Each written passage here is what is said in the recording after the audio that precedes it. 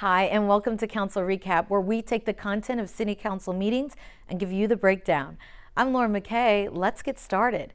There are a few presentations on the list this week. First, Councilman Haydar Awad introduced Executive Director Elena Maloney of the New Star Family Justice Center. Now, she presented the new program to Council, the Teen Dating Violence Prevention Program. It's geared toward engaging and teaching high school students in the area about how to properly date, especially when it comes to interacting on social media. They'll touch on topics like consent, boundaries, and domestic and financial abuse. Next, Lieutenant Joel Romero gave an update on the city's reopening plan for local businesses. The Safe Business Initiative, launched by the Hawthorne Police Department, has been checking in on big and small businesses, making sure they have security equipment and proper supplies to reopen. Police are also making sure they have a strong presence at stores, especially local businesses, making sure they're all complying with the CDC's regulations for coronavirus. Then Councilmember Haydar Awad had another presentation. Due to COVID-19, the special ceremony for the 2020 Awad Family Foundation Scholars had to be canceled. So instead, the councilman held a special Zoom presentation to honor those 4 high school recipients. Congratulations to all the recipients, and we wish them the best in their future endeavors.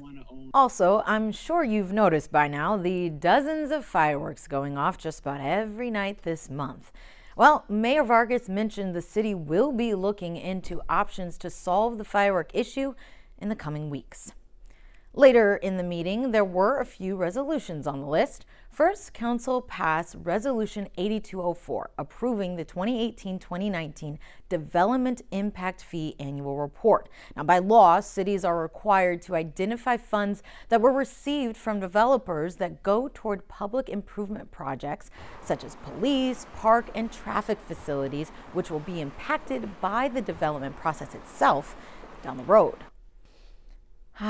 Dining out. Seems like it's been forever since we've been able to do that, right? Well, City Council wants to ensure we're all doing it safely as things begin to reopen. Resolution 8207 was approved, allowing all restaurants in the city to now reopen their in- and outdoor dining, as long as they have a permit from the city and continue to comply with the county's safety recommendations. This resolution was passed to waive fees and make the permit process for outdoor dining especially move faster.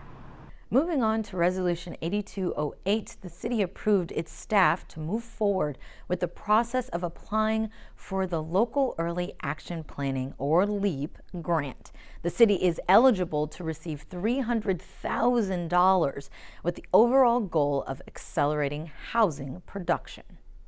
Rounding off this portion of the meeting was Resolution 8209, the approval of the 2019 Edward Byrne Memorial Justice Assistance Grant Program application. Staff was directed to post it on the city's website as well. The goal of the program is to provide technology upgrades and advancement for increased surveillance, communication, and emergency medical response, and much more. The city manager's consent calendar had a few items on it this week.